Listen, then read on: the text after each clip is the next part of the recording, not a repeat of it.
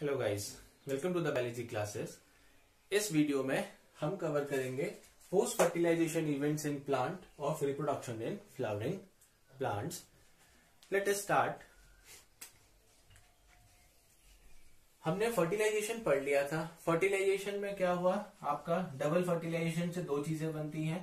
पहला होता है प्राइमरी एंडोस्पर्म न्यूक्लियस, जो क्या था, ट्रिप्लॉइड था, और दूसरा आपका होता है जाइगोट बना, जो क्या था, डिप्लॉइड था। इस वीडियो में हम ये पढ़ेंगे कि इस जाइगोट से एम्ब्रियो कैसे बनता है और इस प्राइमरी एंडोस्पर्म न्यूक्लियस से क्या बनता है और कैसे बनता है एंड क्यों बनता है। सिंपल से ये दो टॉपिक हमें कवर करने हैं। Finally we will study two different kind of embryo. तो ये डायग्राम बेसिकली उसी के लिए है, पर ये लास्ट में काम आएंगे। So let us start.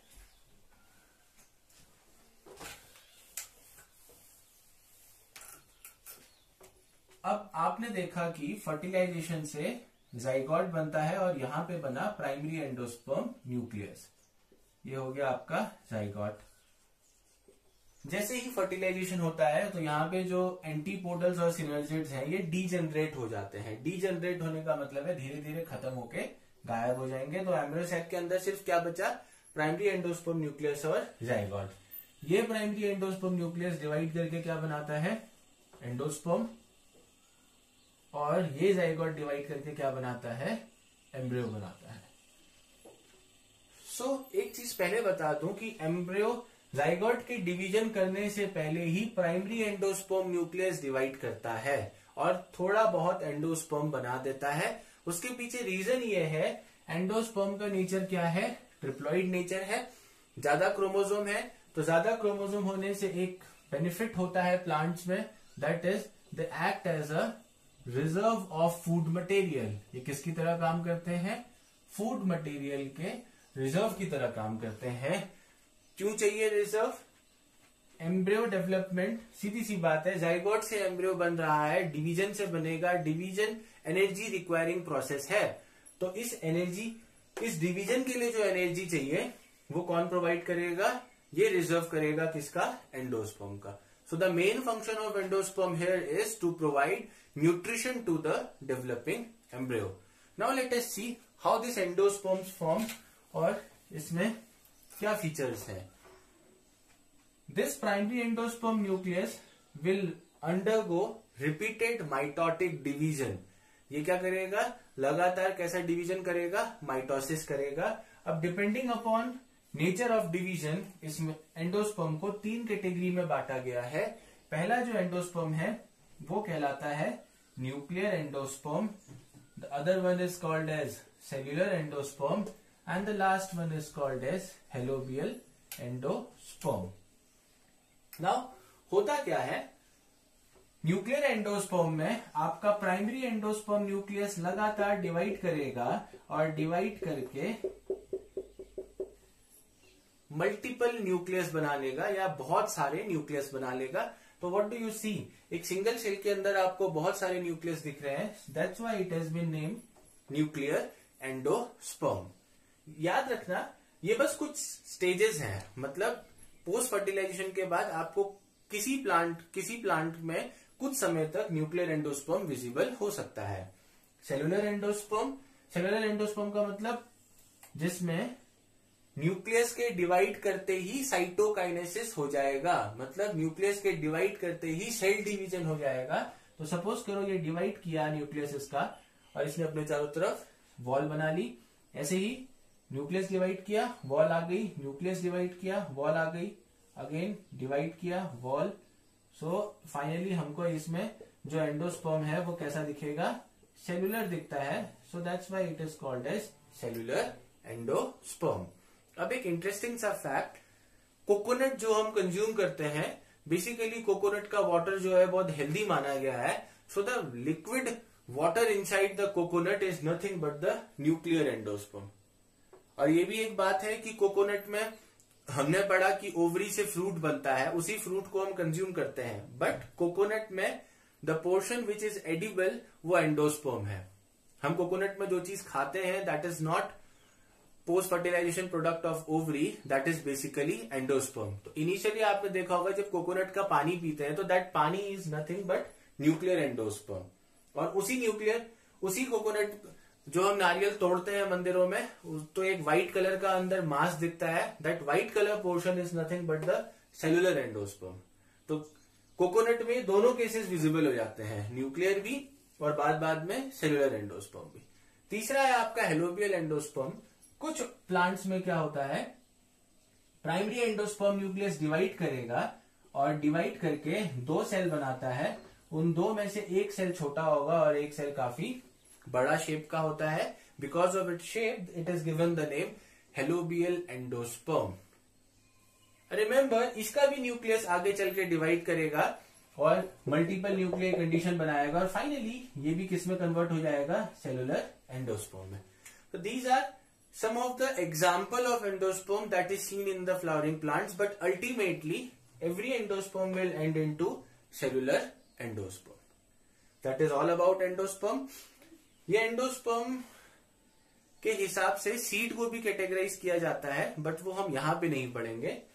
तो एंडोस्पर्म का मेन काम क्या है, आपके डेवलपिंग जाइगोट को न्यूट्रिशन प्रोवाइड करना। आते हैं दूसरे पार्ट में। The second part of this is embryogenesis. अब एंडोस्पर्म तो डेवलप कर गया, बना गया, बट सारा काम किसके लिए हो रहा है, जाइगोट के लिए हो रहा है। तो एम्ब्रियोजेनेसिस क्या होता है, it is the formation of embryo, और किससे बनेगा, जाइगोट से बनेगा। तो this zygote will form embryo and this process is called as embryogenesis. Now let us have a look, ये होता कैसे है। This is this is zygote, और इस zygote में सबसे पहले एक माइटोसिस डिवीजन होगा। रिमेंबर, इसके आगे के सारे डिवीजन माइटोसिस ही होते हैं, और डिवाइड करके ये क्या बनाएगा, 2 सेल बनाएगा। इन 2 सेल में एक सेल का नाम है आपका, ये वाला जो पोर्शन है ये कहलाता है बेसल सेल, और ये कहलाता है एपिकल सेल। ये apical cell forms the embryo. इसीलिए इस प्रकार के डेवलपमेंट को एंडोस्कोपिक डेवलपमेंट भी कहा गया है।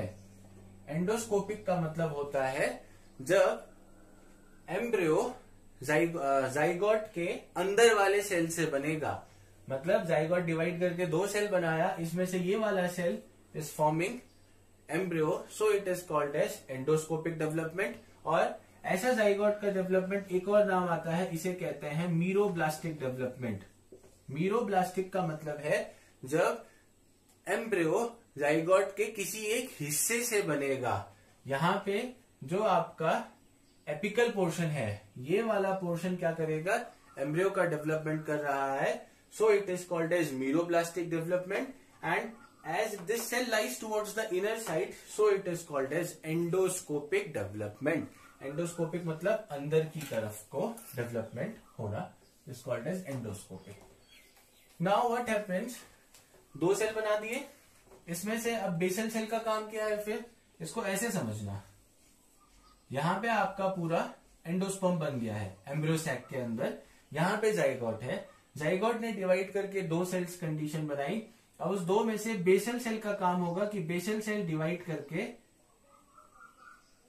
सीरीज ऑफ सेल्स बनाएगा, और ये सेल कहलाते हैं सस्पेंसर। क्या कहलाते हैं, सस्पेंसर। सस्पेंसर का काम क्या होगा वो अभी समझते हैं। अब आते हैं इस एपिकल सेल में।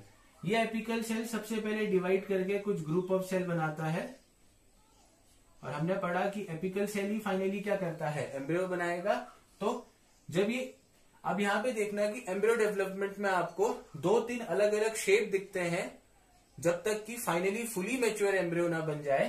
तो ये वाला जो शेप है ये कहलाता है pro embryo. No, this is not called as pro embryo. Pro embryo कब कहेंगे, जब ये इनिशियली खाली डिवाइड करके कुछ इसने ऐसे कुछ सेल्स बना लिया स्टार्टिंग, बिकॉज ये आगे चल के एम्ब्रियो बनाएगा, इसलिए हमने इसको क्या नाम दे दिया, प्रो एम्ब्रियो कह दिया। तो सस्पेंसर का काम अब समझते हैं। सस्पेंसर का काम यह है कि suspensor basically, if this is the suspensor, तो सस्पेंसर का काम यह है कि वो एम्ब्रियो को पुश करेगा। कहां की तरफ को पुश करेगा? एंडोस्पर्म की तरफ को, so that the embryo get maximum nutrition. So that is the role of suspensor. Now coming to the various stages of development of embryo, तो इसमें हमें एम्ब्रियो के अलग अलग स्टेजेस दिखते हैं। तो एक स्टेज ये है जिसमें आपको एम्ब्रियो, अब ये सस्पेंसर हो गया। एनसीईआरटी में ये डायग्राम उल्टा दिया है। तो सबसे एक स्टेज होती है जब आपको गोल शेप का एम्ब्रियो दिखता है, so this is called as globular embryo. क्या कहते हैं इसको? ग्लोब्यूलर कहते हैं। फिर और ज्यादा डिवाइड करेगा तो आपको ये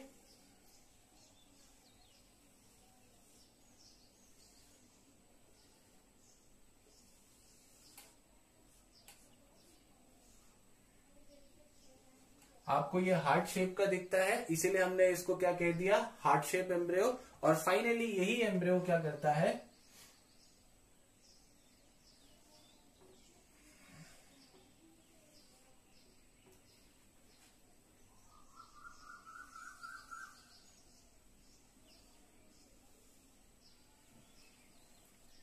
मैच्योर करके ऐसा शेप बनाता है, तो हम इसको कहते हैं mature embryo. So based on its structure, ये इसकी जर्नी थी। यहां पे जाइगोट था, जाइगोट ने 2 सेल कंडीशन बनाई, उसके एक हिस्से ने एम्ब्रियो बनाया। तो इनिशियली जो एम्ब्रियो बनाया, इसका साइज इतना बड़ा नहीं, छोटा होता है, वो खाली दिखाने के लिए बड़ा बनाया। तो इनिशियली कैसा शेप बना? ग्लोब्यूलर। फिर कैसा बना? Heart shape. और फाइनली कैसा बना? Mature embryo. मैच्योर एम्ब्रियो बनने तक सस्पेंसर के सेल लगभग डीजेनरेट करने लग जाते हैं, मतलब वो खत्म हो जाने लग जाते हैं। क्यों? क्योंकि उनका पर्पस सॉल्व हो गया है। So this was all about the embryo genesis part. Now depending on the type of embryo, there are 2 kind of, okay. Embryogenesis हो गया है। Now based on the number of cotyledon, embryo को 2 category में बांटा गया है। एक कहलाता है डाइकॉट एम्ब्रियो और दूसरा कहलाता है मोनोकॉट एम्ब्रियो।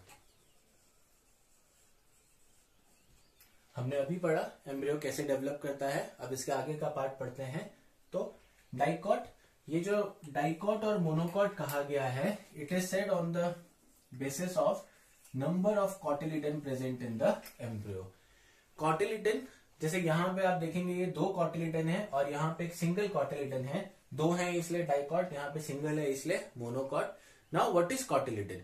कॉटिलिडन एक ऐसा स्ट्रक्चर है जिसका काम होता है नरिशमेंट ऑफ एम्ब्रियो। कॉटिलिडन का मेन फंक्शन है नरिशमेंट ऑफ एम्ब्रियो। और ये कब नरिशमेंट देगा? जब सीड क्या करता है? जर्मिनेशन करता है। एम्ब्रियो किसके अंदर पाया जाता है? सीड के अंदर। तो इसको जर्मिनेशन के टाइम पे जो एनर्जी चाहिए होगी नए सेल फॉर्म करने के लिए, वो एनर्जी कौन प्रोवाइड करेगा? Cotyledon. Remember, seed non photosynthetic होते हैं, तो जब तक उनमें लीफ फॉर्म नहीं हो जाती है जर्मिनेशन से, तब तक उनको एनर्जी चाहिए, and which is to be supplied by the cotyledon.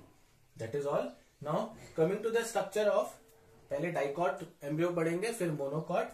Dicot embryo में आपको ये जो 2 स्ट्रक्चर दिख रहे हैं, ये जो 2 नॉच जैसे दिख रहे हैं, these are called as cotyledon. ये कहलाते हैं कॉटिलिडन। 2 है, इसीलिए इस एम्ब्रियो को क्या कहा? डाइकॉट कहा। ये वाला portion, this portion is called as plumule. ये पोर्शन कहलाता है प्लीम्यूल। प्लीम्यूल वो पार्ट है जो जर्मिनेशन के बाद will give rise to shoot system. तो इससे क्या जर्मिनेट करेगा? शूट जर्मिनेट करेगा। सिमिलरली जो नीचे का पोर्शन है, ये पोर्शन कहलाता है रेडिकल। तो रेडिकल आगे चल के जब जर्मिनेट करेगा तो किसको बनाएगा? Radical forms the root. So this radical is basically protected by a sheet-like structure that is called as root cap. Root cap उसे कहते हैं जो रेडिकल को प्रोटेक्ट कर रहा है। That portion is called as root cap.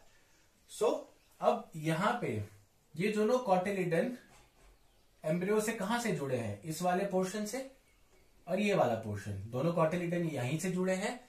तो जहां से कॉटिलिडन जुड़े होते हैं उसके ऊपर का portion, the region above the point of attachment of cotyledon, ये वाला पोर्शन ये कहलाता है एपिकोटाइल। क्या कहलाता है ये? Epicotyl. Epicotyl, AP above, quartile cotyledon, cotyledon से ऊपर का स्ट्रक्चर एपिकोटाइल। इसके नीचे वाला पोर्शन, इस पॉइंट ऑफ अटैचमेंट से नीचे वाला पोर्शन, ये पोर्शन कहलाता है हाइपोकोटाइल। जस्ट रीजंस है। Point of attachment of cotyledon से ऊपर का पोर्शन कहलाया एपी, नीचे वाला कहलाया hypocotyl. So this was all about the dicot embryo. Pulse की फैमिली, ग्राउंड नट, इन सब में आपको मैंगो, ये सब किसके एग्जाम्पल हैं? डाइकॉट के एग्जाम्पल हैं। Now coming to the next, that is monocot embryo. Monocot embryo, because it consist of single cotyledon, so it is called as monocot. और मोनोकॉट का जो कॉटिलिडन है वो है स्कूटेलम। तो मोनोकॉट के कॉटिलिडन को कौन रिप्रेजेंट करता है? स्कूटेलम रिप्रेजेंट करता है। यहां पे एक हल्का सा नॉच है जिसे कहा जाता है epiblast. Epiblast actually reduced cotyledon को रिप्रेजेंट करता है। रिड्यूस्ड कॉटिलिडन का मतलब, ऐसा माना गया है कि जो मोनोकॉट हैं वो डाइकॉट के बाद आए हैं, they are more advance, so they have only one cotyledon and other one is reduced. इसका कोई यूज नहीं है, so it is called as epiblast. इसके नीचे ये आपका रेडिकल पोर्शन है। तो अगेन रेडिकल पोर्शन से क्या जर्मिनेट करेगा? Root. It is protected by a cap like structure called root cap. Root cap बाहर से एक और शीट से प्रोटेक्ट होता है, that is called as coleorhiza. Remember this. Now coming to this portion, this is the shoot apex portion. तो यहां से क्या जर्मिनेट करेगा? स्टेम वाला पार्ट या शूट वाला पार्ट, और इसको प्रोटेक्ट करते हैं बाहर से एक शीट है, that is called as coleoptile. So this is the structure of monocot embryo. Again I am speaking, scutellum represents the cotyledon, epiblast represents the reduced cotyledon, then they have radical and plumule or shoot apex part which are protected by sheath like structures called as coleorhiza and coleoptile. root में एक और additional protection होता है, that is called as root cap. So this was all about the monocot and dicot structures of embryo, plus we have done embryogenesis and endosperm development. So that is all for today. अगर कोई doubt है इसमें तो please do raise question. Thank you.